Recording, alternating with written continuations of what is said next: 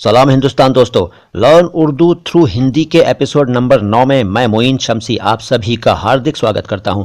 इस सीरीज़ की पिछली 8 मुलाकातों में आपने काफ़ी सारे शब्द सीख लिए हैं। जिन लोगों ने इस सीरीज़ के पिछले 8 एपिसोड्स नहीं देखे हैं उनसे मैं गुजारिश करूंगा कि पहले उन एपिसोड्स को देख लीजिए ताकि ये एपिसोड आपकी समझ में अच्छी तरह से आ सके। इसके अलावा एपिसोड नंबर 80 और 81 अगर किसी ने नहीं देखे हैं तो उनको भी ज़रूर देखें, उनके बिना आप इस सीरीज़ को आसानी से नहीं समझ पाएंगे। तो आज की मुलाकात में मैं आपको उर्दू के n अक्षर से बनने वाले ऐसे शब्द बताऊंगा जो कि 4 अक्षरों वाले हैं और 5 अक्षरों वाले हैं।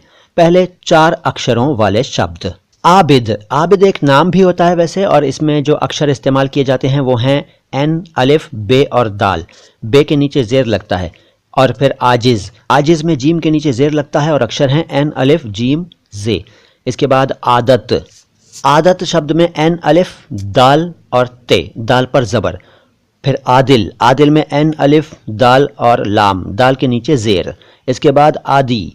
आदि में एन, अलिफ, दाल और ये, दाल के नीचे जेर। और फिर आरिज। आरिज में एन, अलिफ, रे के नीचे जेर और ज्वाद, जिसे कुछ लोग द्वाद भी कहते हैं। आरिज का मतलब होता है गाल, गाल यानी चीक्स। इसके बाद आरिफ। आरिफ में एन, अलिफ, रे के नीचे जेर और फे। फिर आशिक। एन, अलिफ, शीन और काफ, शीन के नीचे जेर। फिर आसिम। आसिम में एन, अलिफ, स्वाद और मीम, स्वाद के नीचे जेर। अगर हमारे किसी नए व्यूअर को लग रहा है कि मैं एन क्यों बोल रहा हूँ, आयन बोलना चाहिए, तो उनसे मैं यही कहना चाहूँगा कि पहले पिछली मुलाकातों को देख लीजिए, पिछले एपिसोड्स देख लीजिए, तब आपकी ये शिकायत दूर हो जाएगी कि मैं आयन क्यों नहीं बोल रहा हूँ, एन क्यों बोल रहा हूँ। आकिल। एन, अलिफ, काफ के नीचे जेर और लाम। आलिम यानी विद्वान। एन, अलिफ, लाम के नीचे जेर और मीम। आलम। आलिम की तरह ही लिखा जाएगा, बस लाम के नीचे जो जेर था उसकी जगह पर हम लाम के ऊपर जबर लगा देंगे, आलम। फिर आली। एन, अलिफ, लाम, ये। आली का मतलब होता है हाई, ग्रैंड। और फिर इबरत। एन के नीचे जेर, बे, रे के ऊपर जबर और ते, इबरत। फिर अबीर। अबीर का मतलब सैफरन। एन पर जबर, बे के नीचे जेर, ये और रे, अबीर। वैसे कुछ लोग इसको अलिफ से भी लिखते हैं। मैंने अलिफ वाले शब्दों को बताते वक्त ये शब्द वहां भी बताया था, वहां अलिफ से लिखा था, लेकिन इस शब्द को लिखने का जो प्राचीन तरीका है वो एन से ही है। एन, बे, ये, रे, एन पर जबर, बे के नीचे जेर, अबीर। उसके बाद अजीब। एन पर जबर, जीम के नीचे जेर, ये और बे, अजीब। ऐसे ही अजीज। एन पर जबर, जे के नीचे जेर, ये और जे, अजीज। और फिर अजीम यानी महान। एन पर जबर, जोए, उसके नीचे जेर लगा दीजिए, नहीं लगाएंगे तो भी चलेगा लेकिन लगा दीजिए। और फिर ये और मीम, अजीम।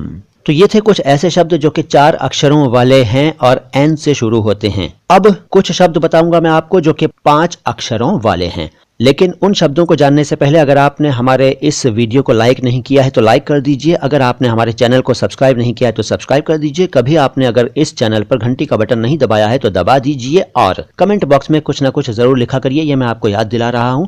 और हाँ, हमारे वीडियोज़ को अपने दोस्तों के साथ शेयर ज़रूर किया करिए। इनके लिंक्स को सभी सोशल मीडिया प्लेटफॉर्म्स पर डाल दिया करिए ताकि दूसरे लोग भी इससे फ़ायदा उठा सकें।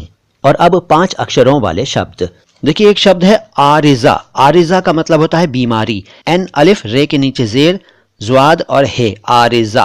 वैसे आरिजा लिखते हैं लेकिन आरिजा बोल देते हैं और कई बार जल्दी में आरजा बोल देते हैं, लेकिन सही उच्चारण है आरिजा। इसके बाद आरिजी यानी कि टेम्परेरी, इसको भी जल्दी में आरजी बोल देते हैं। आरिजी है एन, अलिफ, रे के नीचे जेर, ज्वाद और ये। और फिर आशिकी। एन, अलिफ, शीन और शीन के नीचे जेर, काफ और ये, आशिकी। आलमी। आलमी का मतलब होता है वर्ल्ड वाइड। एन, अलिफ, लाम और लाम पर जबर, मीम और ये, आलमी। फिर इबादत। एन के नीचे जेर, बे, अलिफ, दाल पर जबर, ते, इबादत। फिर अयादत। एन पर जबर, ये, अलिफ और दाल पर जबर, ते, अयादत। फिर इबारत। एन के नीचे जेर, बे, अलिफ, रे पर जबर, ते, इबारत।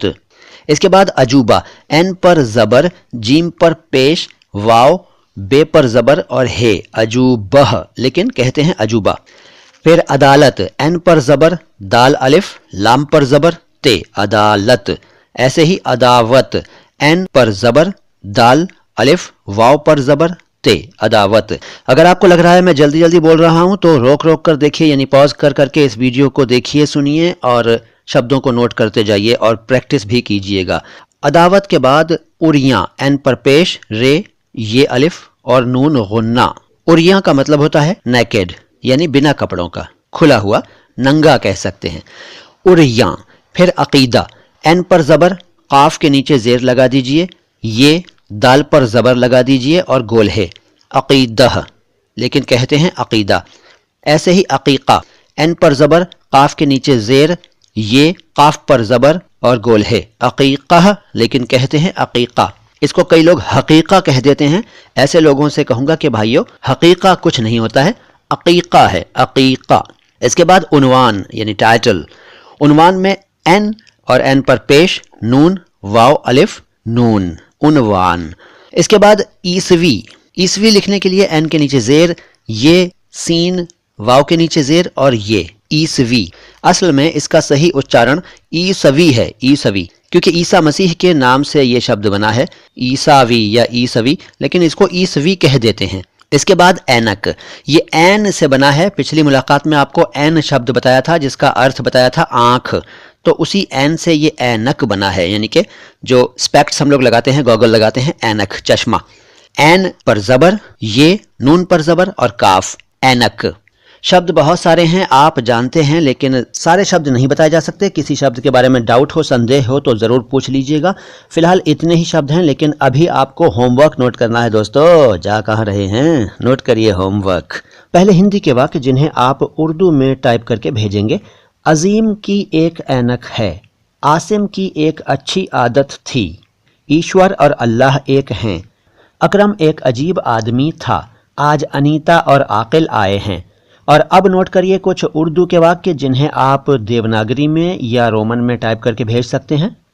इन्हें आप पढ़ लीजिए और फिर इनको देवनागरी में या रोमन में टाइप करके मुझे भेज दीजिए। ये 5 सेंटेंसेस हैं, 5 वाक्य हैं। आप चाहें तो यहाँ पॉज करके इन वाक्यों को आराम से नोट कर सकते हैं। तो बस आज इतना ही। बहुत जल्द आऊँगा लेकर कुछ और मज़ेदार बातें उर्दू से जुड़ी हुई। उस मुलाकात तक के लिए सलाम हिंदुस्तान।